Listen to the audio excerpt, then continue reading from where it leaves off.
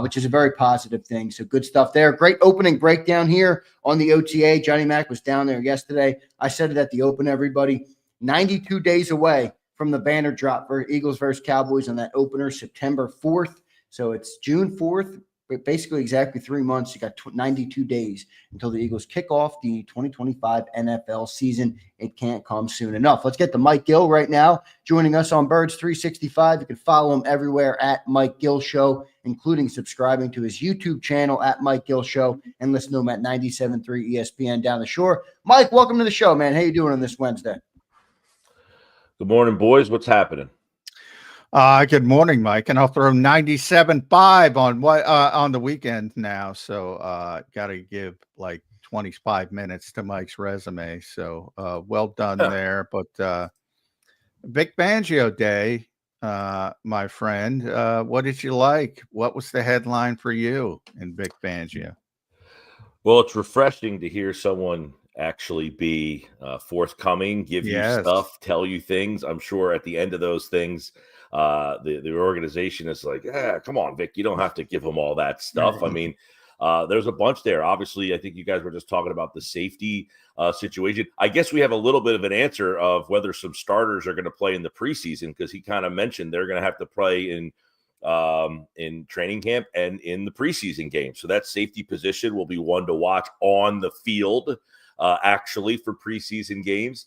The other one that might not be on the field for preseason games, I would imagine, is Jahad Campbell, who will not be a part of training camp, and most likely mid-August, that could be the third preseason game, but are you just going to stick them right out there with 1 week of practice and say, hey, go play a preseason game? So I would imagine he doesn't play in a preseason game. Doesn't sound like Nakobe Dean will even be at training camp or any preseason games, and most likely not ready for the opener now, it seems like. So I think that was a bunch of stuff. If you take a look at that safety position again, you would also surmise that not only is it Sidney Brown, not only is it Drew Makuba and Tristan McCollum, but potentially you might see a little bit of Cooper DeJean. He mentioned him and safety twice yesterday. So that was something that definitely stood out. And then, it seems like as of now, he's pretty happy with his edge rushing group of guys. I don't know how to read whether or not he's like, hey, I hope we get another guy, or is he legitimately, we're fine with what we have here? Because, that's how kind of how he ended the bite yesterday, which was, we're fine here, So, yeah, I mean, obviously a lot in that 15 minutes yesterday. Yeah, man, Vic is a treasure. We have to protect him at all costs. He's the only pro football coach that I know that tells the truth. He just seems averse to lying to people, which I think others should try. I think it solves more issues than it creates, because one of the things, the Eagles are typically very closed off, and I even talked to some of the PR people there. I'm like, that creates speculation, is what that does. Now, we're speculating. Zander and I are here every day. We're forced to speculate, which I don't necessarily like doing at times, but I'm like, well, I think Jahad's not going to be back until, deep in the summer. I think, that's from Googling labrum surgery and, the typical time frame to come back from that. But there's different levels of labrum surgery. There's more serious ones. Who knows is my point. Well, now you know. And Nakobe, same thing. He doesn't have, we've already, he's making backwards jumpers at the palestra, trick shots in basketball. He's got no brace on. He looks like he's doing well. He's doing ballet. He's talking like he's ahead of schedule. And Vic is like, he's probably not going to be there. Bang. Yeah. Speculation over, at least from my perspective. I mean, I don't understand, you fall into a trap. For instance, the Sixers put out a statement that said Joel Embiid underwent surgery. He'll be reevaluated in 6 weeks. When you give a timeline, now it's been 8 weeks. So we haven't heard anything in the 2 weeks after you said speculation would be approximately 6 weeks. is 8 weeks approximately 6? Or, so sometimes when you give a timeline and then you don't hold to it, you are now opening yourself for criticism of giving the timeline. So I'm sure the Eagles, when it comes to injuries, you throw out speculation. That's why you hear, 6 to 8 weeks, so that you have a little bit of buffer. Well, I think you're right. You also don't want to put pressure on the player.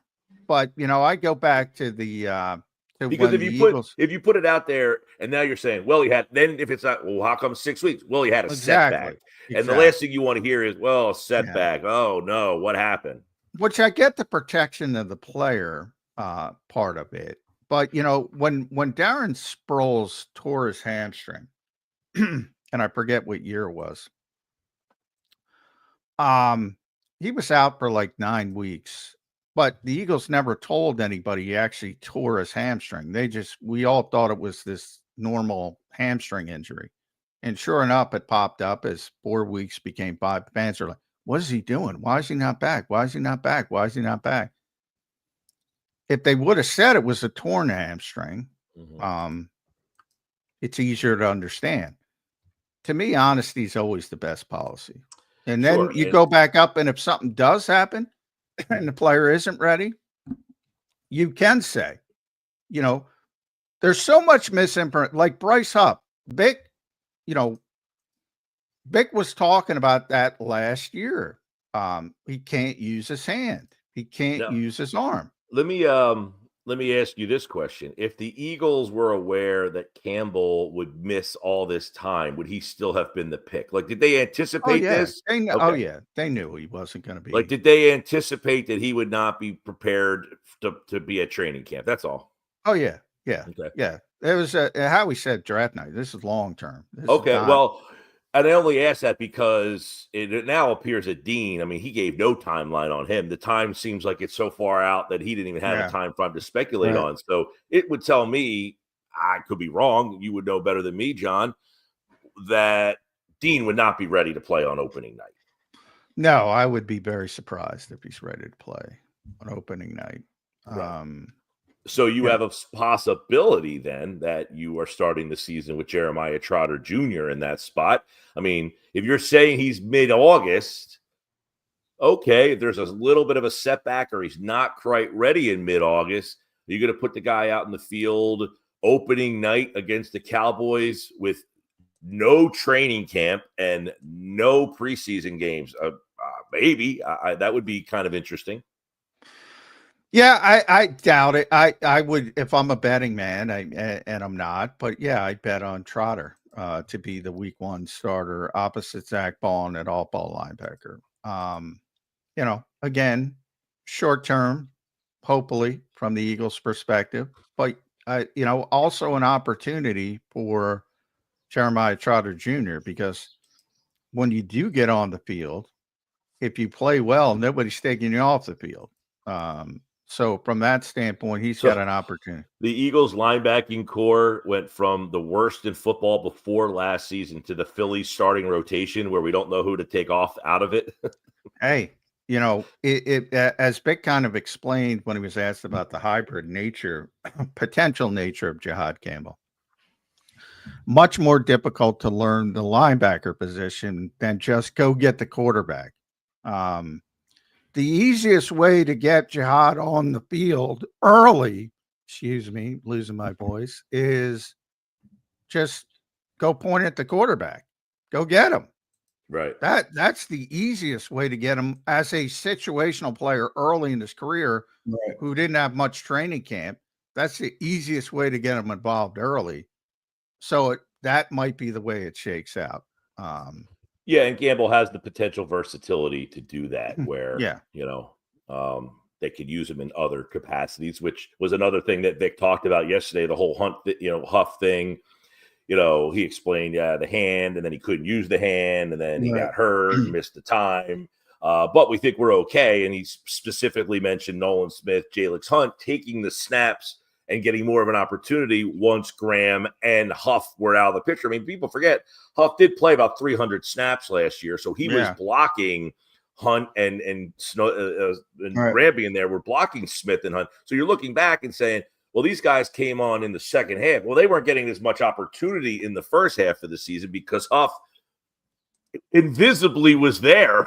I mean, he wasn't doing much, but he was getting the snaps that those guys weren't getting. And then he threw in Uche and Ojulari, as guys that, hey, we think we're okay there. And so then you could always throw Campbell into that mix too at some point. By the way, Vic also started going down the list, and then he said the other guys, which is bad news for KJ Henry and O'Shawn Mathis. The other guys, yeah.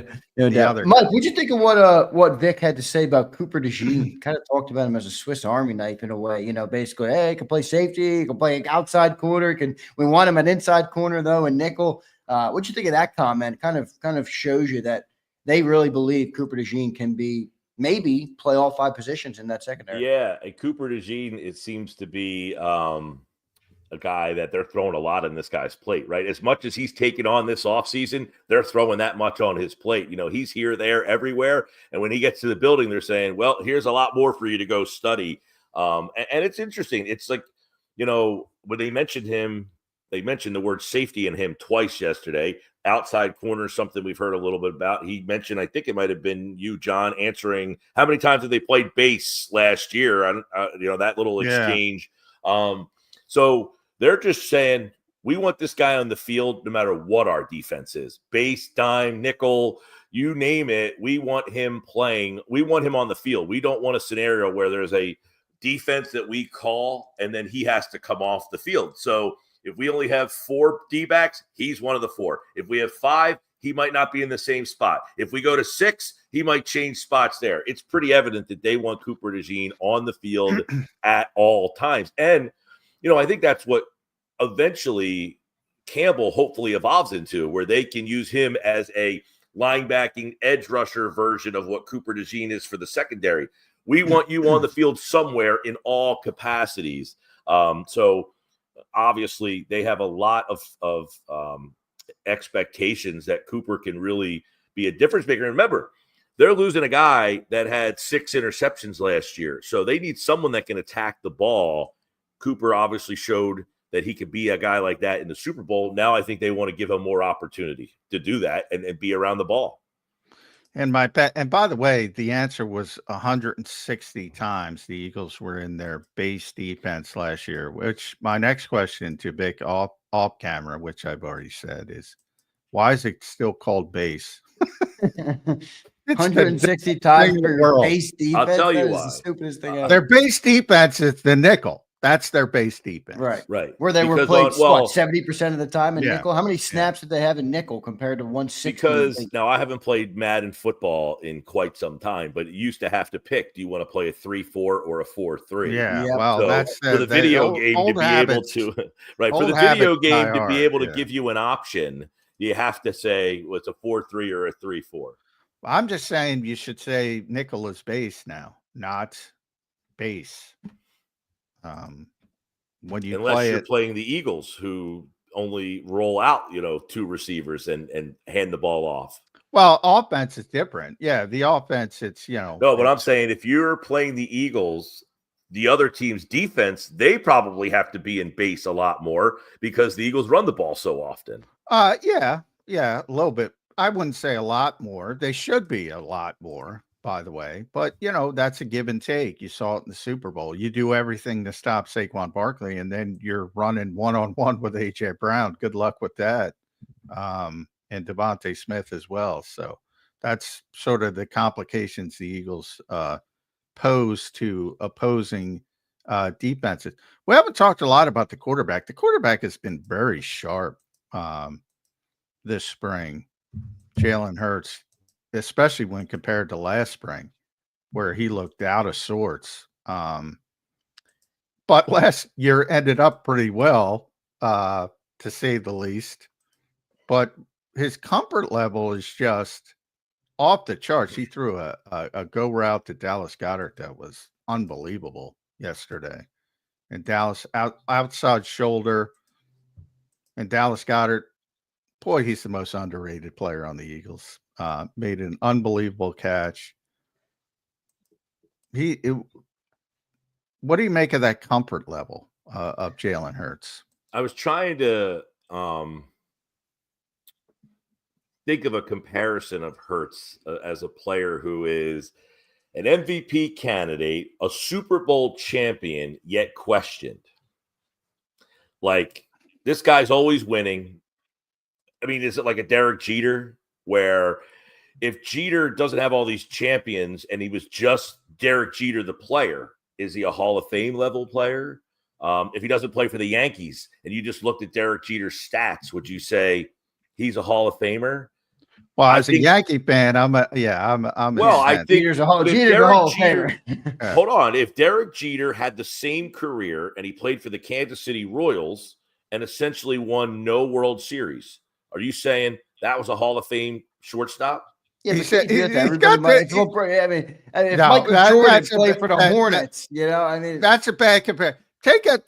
He's got the sixth This most is a compliment to both of them, by the way. Jeter excelling in New York, winning World Series is the reason why he's Derek Jeter. The only reason, if you get 3,465 hits in Kansas City, you're a Hall of Famer. There's 5 guys in the history of baseball that have more hits than Derek Jeter. I'm not disagreeing. Like, you could have went a lot of directions with that. You went the wrong way when you chose Derek Jeter. I think my point is this. I think Jeter being in New York elevated him from maybe an all-star level player to a superstar level player. The World Series championships put him on another plane. But I don't think people look at him and say, like, well, they should. Pete Rose, but that's my point. That's my point. Ty Cobb, Hank Aaron, Stan Musial, Tris Speaker. That's it. That's my point. They should with Jalen Hurts. But for whatever reason, it's like, I don't know. Well, it's only because this offense is so good. Look at the players around him, all that stuff. Like, there's always an excuse as to why we don't want to say that, and you're talking about his comfort level. This guy is just cool. Like, Jeter was just cool, man. He didn't need, it didn't matter to him. It was like I'm the shortstop of the New York Yankees. We're winning World Series, whatever.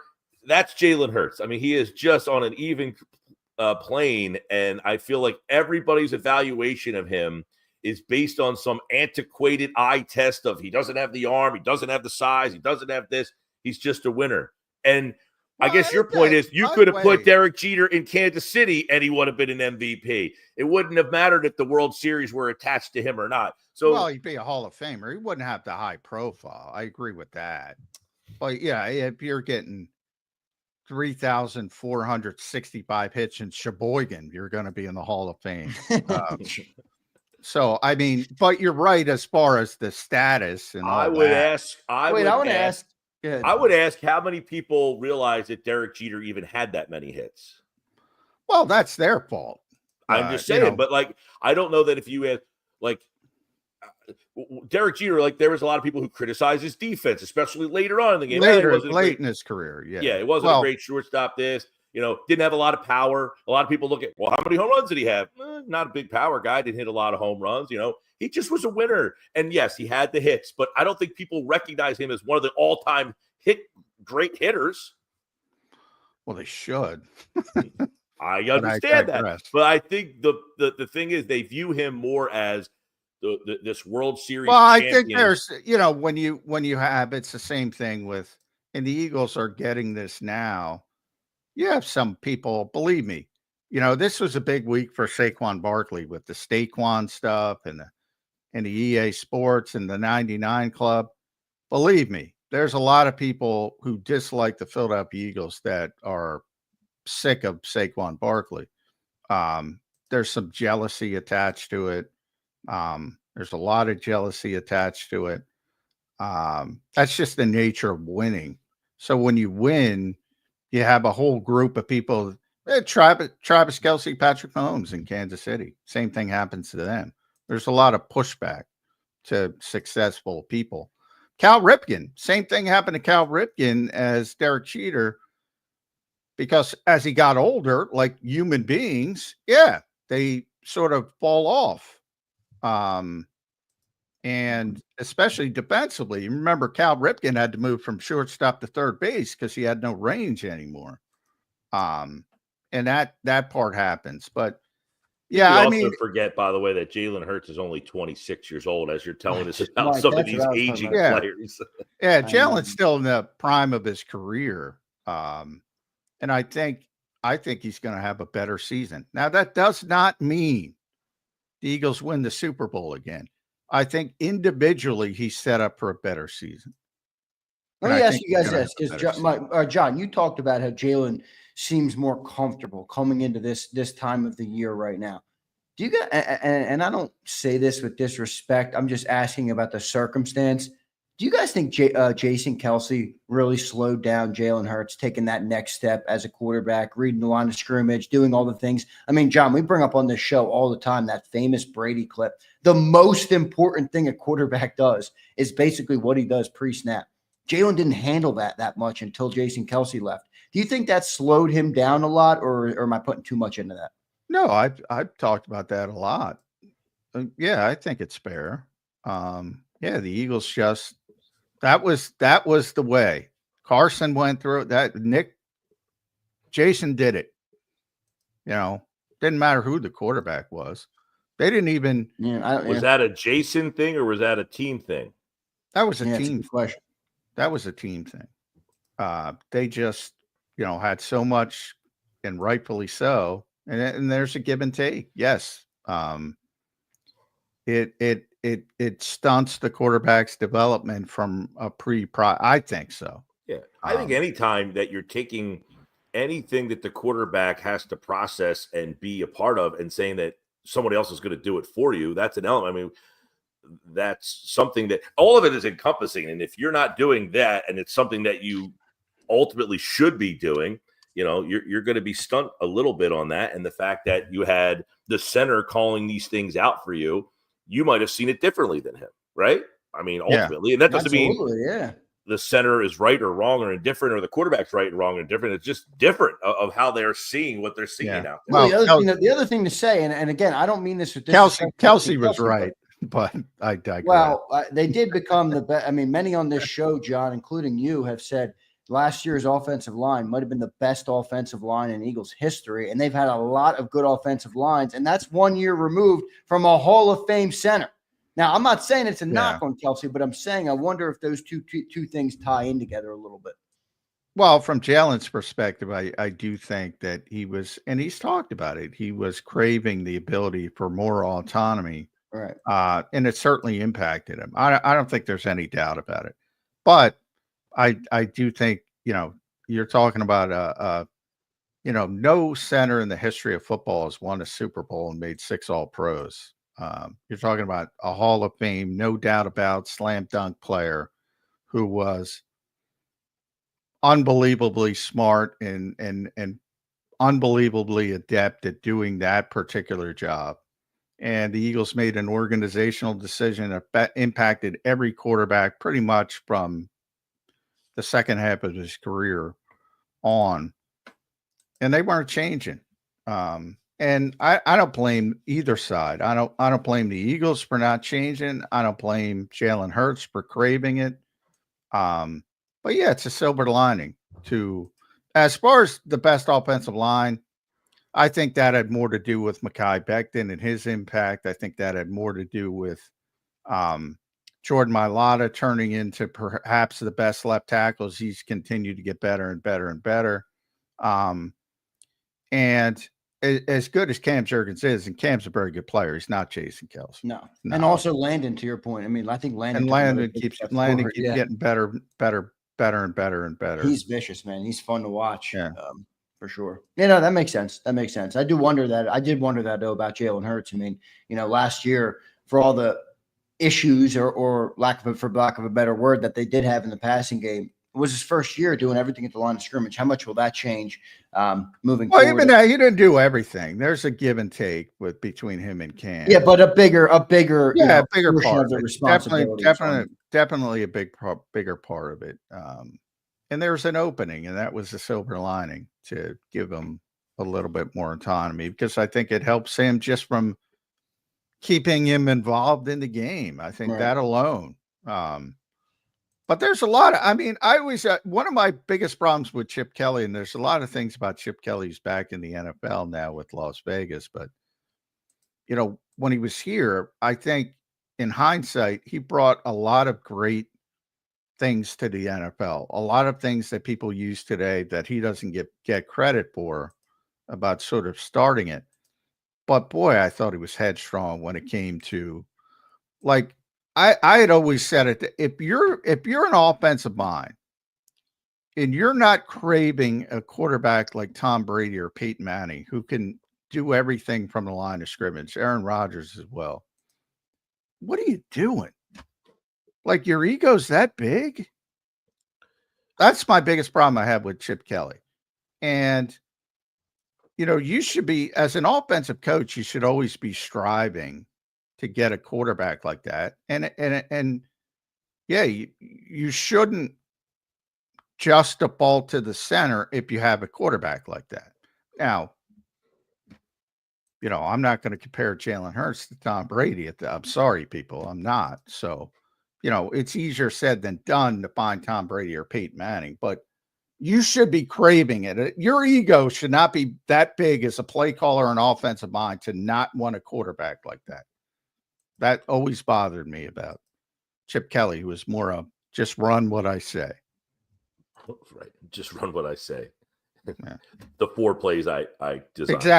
Exactly. Well, his whole philosophy was about tempo and being in better shape. And, you know, and you don't have 90, 100 players in the NFL. And you got some veterans who were like Jason Peters, who's like, come on, dude, what are you trying to do? Run him into the ground? Yeah. So it didn't work. But anyway, I digress. Jalen has been very sharp, though. So that's a positive. What do you think of, we were talking about the wide receiver depth, Mike. Obviously, AJ, Devontae hasn't been there. He's down in Tampa working out. AJ does individual work, but doesn't really work in team drills. So you've seen a lot of Anaya Smith, Terrace Marshall, Jahan Dotson. I think because the Eagles' top 2 receivers are so good, people look at that and say the depth isn't good enough. Yeah. I even throw Danny Gray in there because I think he's talented. I think this is the best depth they've had in the Nick Sirianni era, where there have been some bad no question. receivers. Well, the first year they were, you know, you had Devontae as a rookie and just nothing. And then you got AJ here. But yeah, I agree. I mean, Dotson, I think just didn't get enough opportunity. He comes here, you know, you throw him into the offense in the middle of training camp. I mean, I would imagine now that he's kind of get his feet under him. He knows the offense. He knows his role better. You would probably have a little bit bigger of a role. He showed last year making a couple plays that when it was necessary to make a play, you know, obviously in the playoffs, he made a couple big plays. But yeah, Dotson was a guy that people were excited about when they got him. They just didn't need him. They just didn't use him. I mean, there was like no role for him in the offense. And it was like, it's some of those times where it's like, you can only have so many good players, you know, and then when the guy is not the player that you thought you were getting, because you're like, this guy was the first round pick, and then he doesn't, this guy stinks. It's not that he stinks. He just doesn't really have very many opportunities. Can you make the most of the opportunities when they come your way? And I think Dotson showed he can. I think Marshall is an interesting has an interesting opportunity to make an impact on this team here. He had a pretty good run in Carolina early. He's kind of faded off since, but they're definitely, as you mentioned, I think it's the most talented group of guys that they have. And now that Dotson will be here for the full training camp, he should have a much better understanding of his role. And they have a much better understanding of him now too. Okay, how much can we give this guy? Now we know. Last year you're getting this guy and you're like, I don't know. We're going to throw him out there and, well, I got AJ and Devontae. We'll just kind of have – now he should be much better and much more comfortable in the role that he has. And I'm interested in Marshall. Anaya Smith, you know, he has trouble catching the ball consistently. Johnny Wilson's more of a big blocking type of guy, so I'm sure they'll have packages for him. But, yeah, I agree with you that there's definitely more depth and talent just by knowing the situation better. Dotson should be much better this year. That doesn't mean his stats are going to be eye-popping, I warn you. Could Johnny Wilson be on the outs? I could see him not making the team this year. I would think Anias would be in more trouble than Johnny, because I Johnny at definitely least think has Anias is in trouble too. Yeah, Johnny at least has a package you can use for him. Those bubble screens, yeah, and the running offense. I mean, the big body helps. He helps in the blocking, but he's not been there. He hasn't been there. And John, you're telling me there's good depth there. Danny Gray and a couple of these other guys. So maybe they don't have the roster spot. Well, again, it depends what you want. Like if you want just a receiver, a guy who's going to catch the ball, a guy who's going to threaten the defense. Danny Gray runs I think he ran a 4.33 coming out. Yeah. So he's explosive. He had a drop in both. So he's one of those guys. He caught like 5-6 passes yesterday. I'll tell you this, I won't lose sleep at night for the running game if Johnny Wilson is not retained. Now, I know he might help it a little bit, or he might have that skill set, but I won't be losing sleep if Johnny Wilson's not there to help Saquon Barkley. It's just a matter of what you want as a team.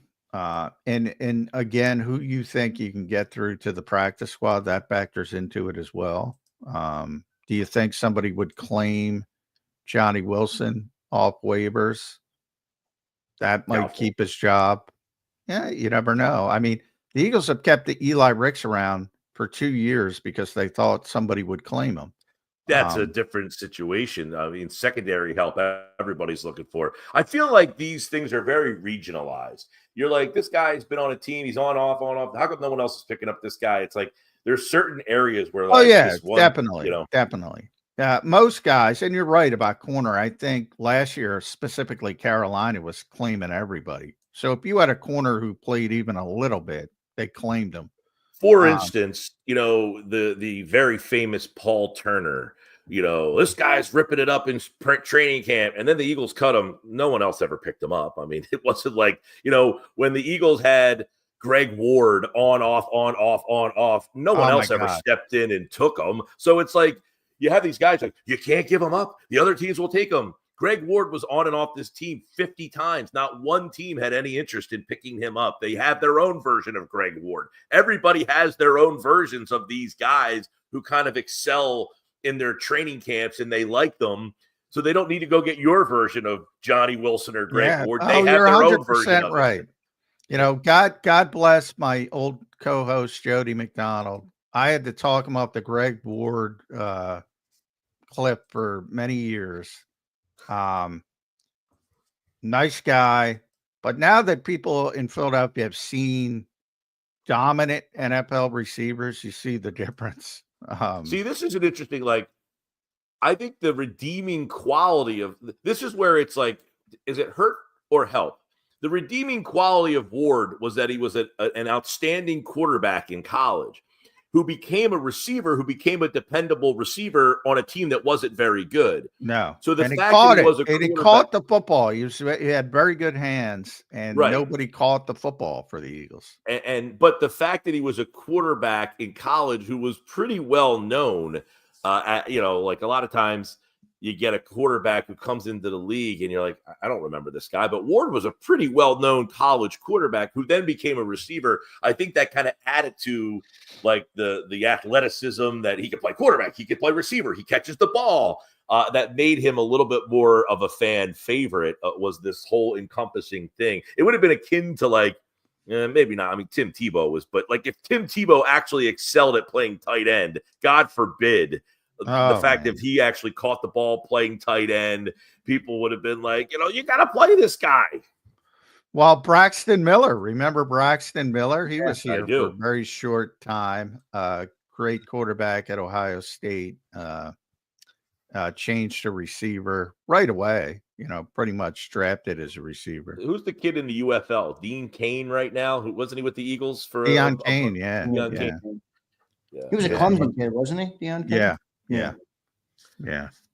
Good stuff. All right, Mike, we appreciate you joining in today, brother. As always on a Wednesday. What do you got in the docket coming up, brother, on the Mike Gill show coming up from 2 to 6 today on 97.3 ESPN?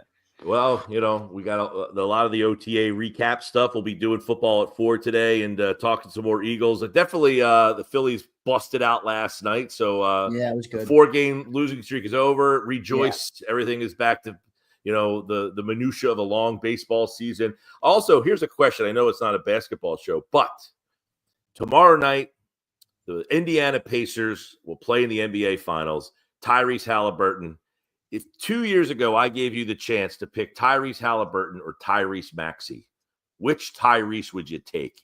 And I know the answer that everybody watching would give me. And now they're all saying, you got to take the other Tyrese. Could this Tyrese be that? Well, I mean, Tyrese? you think about the potential Ben Simmons trade, which Halliburton would have came here. Yep. But I think most people would have answered. I would take Tyrese Maxey over Tyrese Halliburton. Probably at the beginning of this year. At the beginning of this year. But they don't know Tyrese Halliburton. That's the thing. You talked about very regional, and Tyrese Maxey played very well. But one of the things that I warn, there's a lot of development with Halliburton over the years, and the Sixers have not been known for their player development for the most part. So that factors into it as well. It becomes here, he doesn't necessarily turn into the same player. True. That he has been. So there's a lot of factors that go into it. But when you see that in hindsight, they could have had him in a Ben Simmons trade, and the Sixers were like, nah, we don't need that. But, you can play that game. Like Jalen Brunson was the 33rd pick. I mean, everybody the Sixers had the 26th pick that year and took Landry Shamet, by the way. And the Sixers had the 10th pick that year and took Bridges. The next pick at 11 was Shea Gilgeous-Alexander. He would have looked pretty good. If you go all the way back to Giannis. I don't need to go that far. If I would have had enough Sixers. They get me fired up. You guys got me fired up now. Mike, thank you for joining, brother. We appreciate it, man. Thanks, bud. There's Mike Gill joining us here on Birds 365. Follow him at Mike Gill Show all over the map. Great stuff by him there, and he'll be on later today, this afternoon. John, I'm going to take no commercial break here, and we'll get right into another conversation that I wanted to have here about the OTAs. You brought it up to Mike Gill. We didn't have a chance to talk about it in the open, but Jalen Hurts seems to be looks very sharp at practice. There was the report of the big throw yesterday to Dallas Goedert, dropped it right in the bucket over the shoulder. You said he's looked in control, confident, and good overall at OTAs. What have you seen from QB1? Give the people an update, John. He is the most